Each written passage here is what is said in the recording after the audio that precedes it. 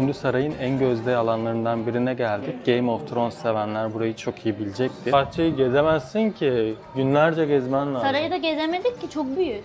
İslamiyet etkisindeki mimari ve unsurlar müthiş bir tamamlayıcı olmuş. Günün en bomba yerlerinden birindeyiz arkadaşlar.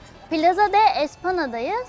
Ve Sevilla, flamenco'nun doğduğu topraklar olan Flamenco'ya dikkat çekmek için de başıma meydan yarım daire şeklinde, ortasında bir kanal bulunuyor.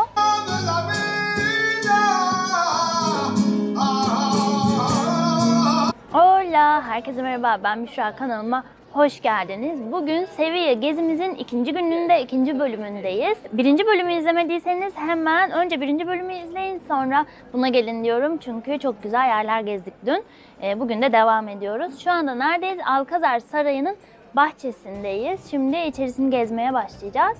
Alcázar Sarayı 10. yüzyılda Sevilla'nın merkezine Müslümanlar tarafından yapılmış bir saray. Mimarisinde İslami unsurları, etkileri görebileceğimiz bir saray. Aynı zamanda birçok bahçeye ve avlulara da sahip. Ben o yüzden sabırsızlanıyorum görmek için. Haydi videomuza başlayalım.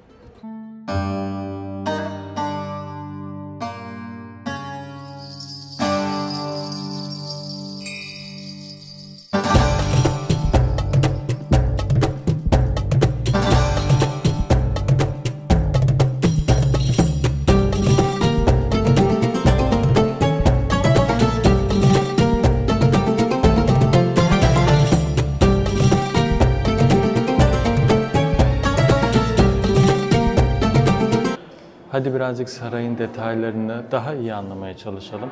Çünkü Endülüs bölgesinin gerçekten en parlak ve günümüzde en çok rağbet gören eserlerinden, yapılarından birindeyiz. 10. yüzyılda başlayan bu inşaat tabii ki 1400'lü yıllarda artık Hristiyanların Endülüs bölgesini fethetmesi, özellikle Granada'nın düşmesinden sonra Hristiyan etkisine gidiyor. Fakat bazı yapılar var Endülüs bölgesinde. Elhambra Sarayı, Kurduba Camii ve burası Alcázar de Sevilla, yani Sevilla Sarayı. Hristiyanların burayı yeniden fethinden sonra İslamiyetle beraber Hristiyanlık mimarisinde katarak çok farklı bir boyuta taşınmış. Peki burayı özel yapan şeyler ne? Günümüzde de hala eskisi gibi korunmuş ve yüzyıllar boyu Hristiyanların hükmünde de burada dimdik ayakta saray olarak kullanılmış olması. Şimdi gezimizi yaparken birçok detay göreceğiz. İslamiyet etkisindeki mimari ve unsurlar müthiş bir tamamlayıcı olmuş. Özellikle tavanları gördüğünüzde duvarlardaki çinler, işlemeler, seramikler, buradaki detaylarda çok fazla İslami unsurları görebiliyorsunuz. Bahçeler diyeceğim. Tam 19 tane bahçe var arkadaşlar burada. Ayrı ayrı büyük büyük ve her biri gerçekten çok büyük. Uzun uzun vakit geçirebileceğiniz. Bu bahçelerde su yolları, çeşmeler ve en önemlisi binanın yapısı içerisinde geniş avlular göreceksiniz. Bunların hepsi İslamiyet'ten gelen mimariler. Burada İspanya'da, Sevilla'da, merkezde bu kadar detaylı bir şekilde kültürleri yansıtan bu sarayda olmak bizim için müthiş. Şimdi gezimize kaldığımız yerden devam edelim.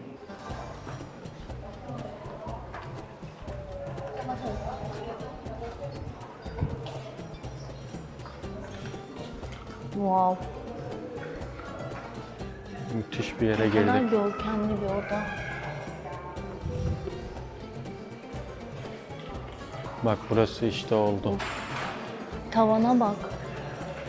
Konuşamadım heyecanla. İnanılmaz.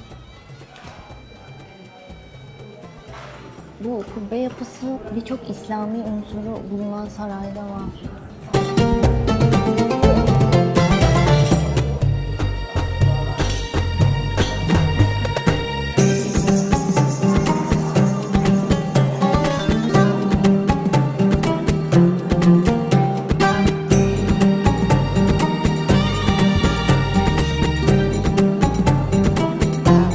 Şimdi sarayın en gözde alanlarından birine geldik. Game of Thrones sevenler burayı çok iyi bilecektir. Burası Dorne Krallığı'nın başkenti olarak temsil edilen bölge ve dizinin o kısımları, o sahneleri burada çekilmiş. Doran Martell'in yaşadığı yer ve bahçe avlusu olarak gösterilen alan işte burası. Gerçekten atmosfer çok güzel, büyüleyici. Hadi birlikte bakalım.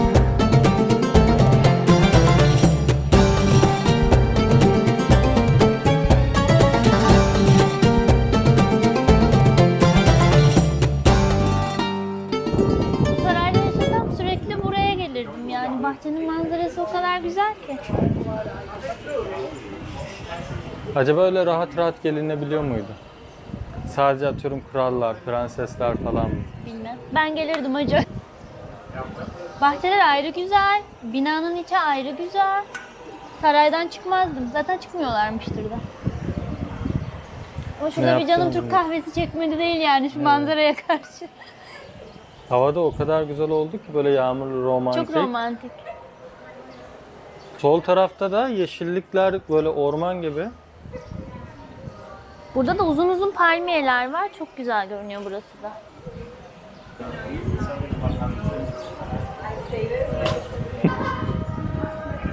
Burada bir hazırlık oraya, var evet, galiba. sinema gibi bir şey kurmuşlar. Yani bir hazırlık var, burada bir şey olacak. Bu bahçeyi gezemezsin ki, günlerce gezmen lazım. Sarayı da gezemedik ki, çok büyük.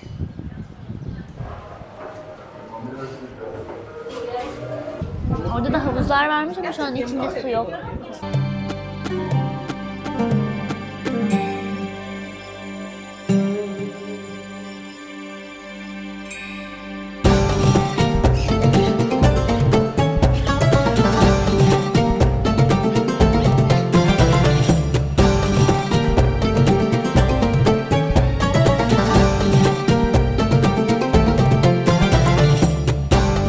İspanya'daki her sarayda olduğu gibi burada da tavus kuşları var. Merhaba.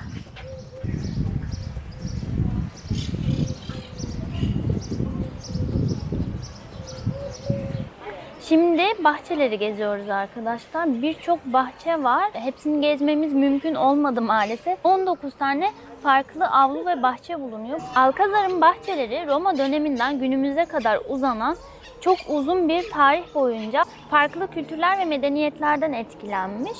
Bu yüzden de çok kültürlü tarihin izlerini bu bahçelerde görebiliyorsunuz. Hem İslamiyet etkisini hem de Hristiyanlık etkisini bahçelerin yapısında, avlularda, bitkisel düzenlemelerinde bu yapıları görebiliyorsunuz. Birçok egzotik ve nadir bitki, portakal ağaçları, limon ağaçları ve birçok bitki ve ağaç genel olarak Endülüs mimarisini ve Sevilla'nın geçirdiği tarihsel izleri çok güzel yansıtan bahçeler. O zaman hadi birazcık detaylara göz atalım.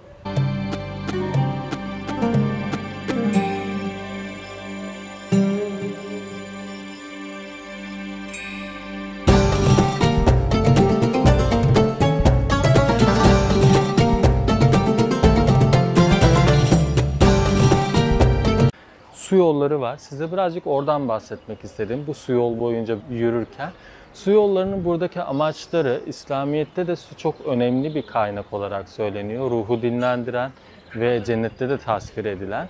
Haliyle burada saraylarda, bütün Endülüslerde bu su yollarını detaylı görebiliyorsunuz. Burada amaç bütün su yol boyunca sarayın etrafında, bahçede su sesini dinlendirmek, iyileştirici, huzur veren ve barış ortamı yaratan bahçeleri yaratmak.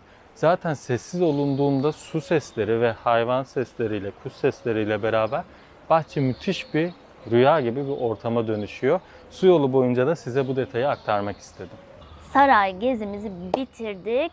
Giremediğimiz yerler, göremediğimiz yerler illaki olmuştur çünkü saray çok büyük. Ama biz saray gezimizi bitirdik. Şimdi sonraki durağımız olan Plaza de España'ya gideceğiz. Öncesinde yemek yiyeceğiz, biraz dinleneceğiz ve sonra Plaza de España'ya gideceğiz. Haydi orada görüşürüz.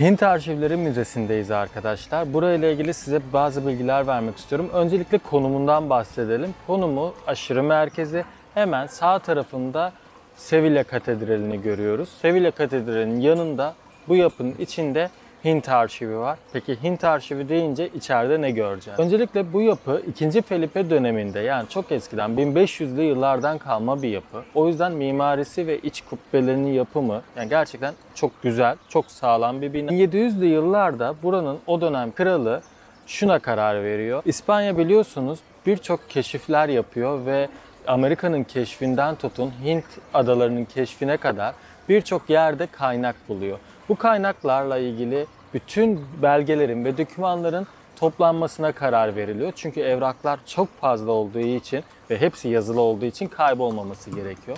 1700'lü yıllarda bütün arşiv arkamda gördüğünüz binada toplanmaya başlıyor ve şu an içeride 46 binden fazla dosya, 80 milyon orijinal el yazılı sayfa arşivlenmiş durumda.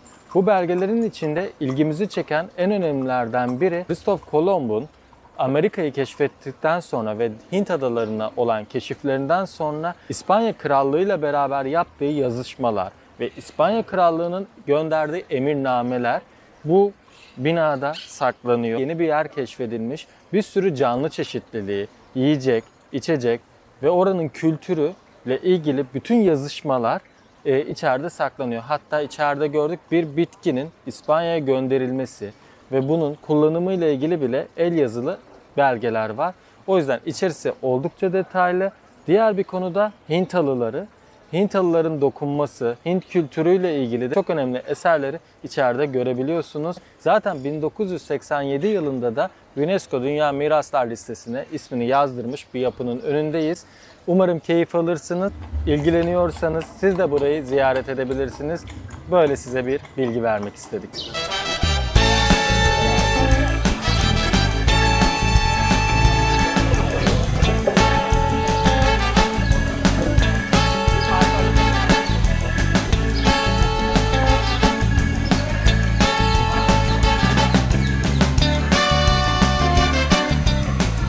Günün en bomba yerlerinden birindeyiz arkadaşlar. Plaza de Espana'dayız. Burası Sevilla'nın en ünlü, en güzel meydanlarından bir tanesi. Ben de çok seviyorum ve beğeniyorum bu meydanı. Plaza de Espana'nın en dikkat çekici özelliklerinden bir tanesi, detaylarını da yakından göreceğimiz seramikler, İspanyol seramiği. Bu seramikler 48 tane eyaleti temsil ediyor. Bunlarla ilgili üzerlerinde resimler bulunuyor. Bu meydanı çok beğeneceğinizi düşünüyorum. Sevilla'ya gelirseniz mutlaka göreceğiniz yerlerden bir tanesi zaten. Çünkü en ünlüsü. Burası 1929 yılında Ibero-Amerika fuarı için inşa edilmiş. Meydan yarım daire şeklinde. Ortasında bir kanal bulunuyor ve bu kanalların üzerinde 4 tane köprü yapılmış. Bu köprü de İspanya'daki 4 ayrı krallığı temsil ediyor. Bu kanalda isterseniz kayık kiralayıp kanal boyunca gezinti yapabiliyorsunuz. Çevresinde ise birçok kafeterya, restoran ve bir park bulunuyor. Maria Luis Parkı. Keyif yapabileceğiniz çok güzel bir park. Hadi şimdi biraz meydanı detaylıca inceleyelim.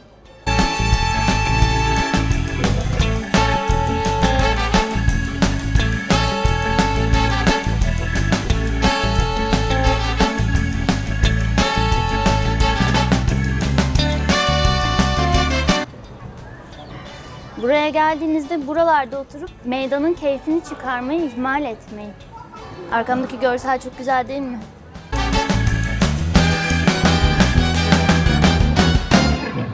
Flamenco'ya dikkat çekmek için de başıma Sevilla hatunlarının taktığı gülden taktım. Malaga Kalesi'nin önündeyim. Bu benim için ayrı güzel çünkü İspanya'da herhalde en çok gittiğim şehir Malaga. Birçok kez de bu kaleyi de gördüm. O yüzden aslında insanlar mesela burada en çok nereye gittiyse veya hangi şehirde yaşıyorsa onun önünde oturmaya çalışıyor. Ben de o yüzden Malaga'yı tercih ettim. Böyle güzel bir atmosfer de oluyor. Önde de belirtmek istediğim bir detay var. Şehir neredeyse haritada komşuları ve konumu burada da resmedilmiş mozaikle gene. Ben çok keyif alıyorum buradayken. Güzel. Ayrıca bugün Ali'nin doğum günü. Sevilla gezimizi de hem Ali'nin doğum gününü kutlamak için hem de Ali bana burada evlenme teklif etmişti. Onu yad etmek için tekrarlamak istedik.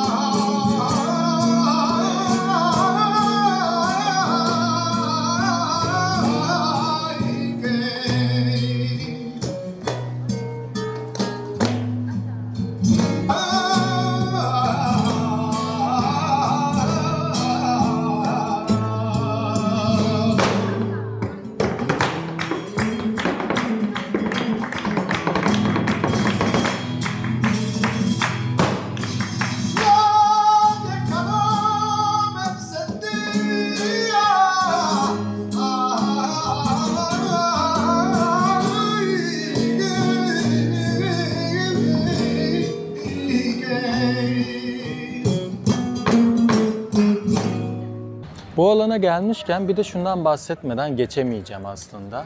Flamenco. Evet, flamenco deyince İspanya ile özdeşmiş bir dans olduğunu genel olarak biliyoruz. Özellikle İspanya'nın güney bölgesi yani Endülüs bölgesi ve Sevilla flamenco'nun doğduğu topraklar olarak bilindiği için her yerde flamenco dansçıları, sanatçıları, müziği yapan insanları görebiliyorsunuz. Bu da sokakları çok ayrı, keyifli bir hale getiriyor. Flamenco 18. yüzyılın sonunda tamamen şeklini almış bir dans türü.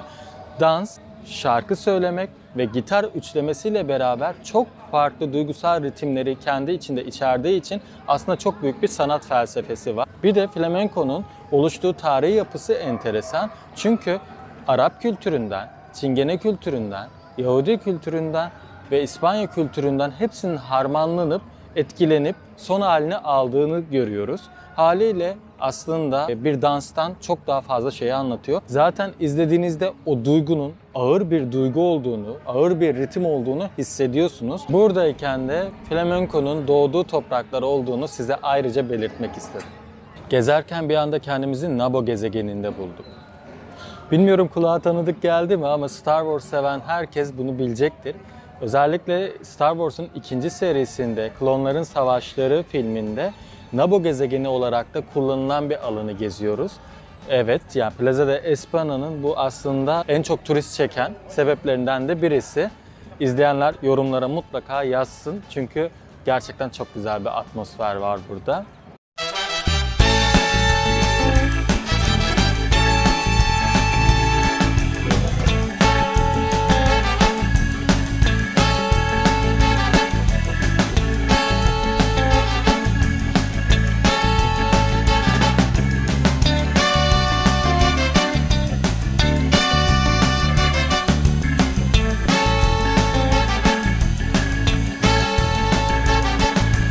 Plaza de España'nın parkını geziyoruz. Yani içinde bulunduğu parkı.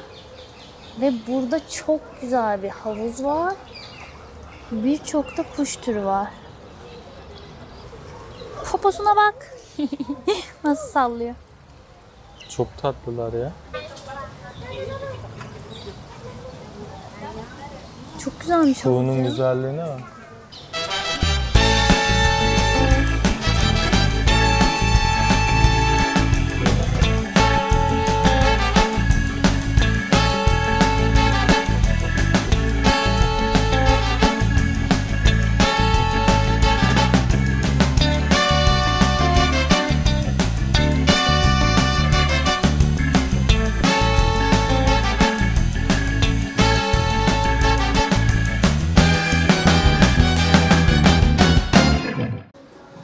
Plaza de España'dan çıktık. Sonra birazcık Plaza de España'nın bulunduğu parkı gezdik.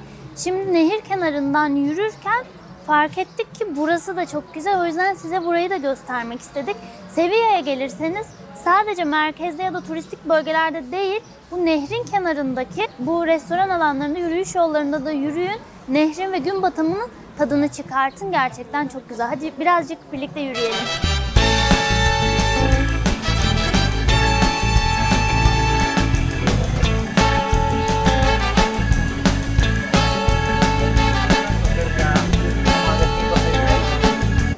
Arkadaşlar Sevilla videomuzun sonuna geldik. Çok güzel yerler gezdik. 1. bölüm videomuzu izlemediyseniz onu da hemen izleyin. Çünkü orada da çok güzel hikayeler, çok önemli bilgiler verdik. Hemen onu da kaçırmayın. Videomuzu beğendiyseniz kanalıma abone olmayı, hemen beğen tuşuna basmayı unutmayın diyorum. Bir sonraki videoda görüşmek üzere. Hoşça kalın.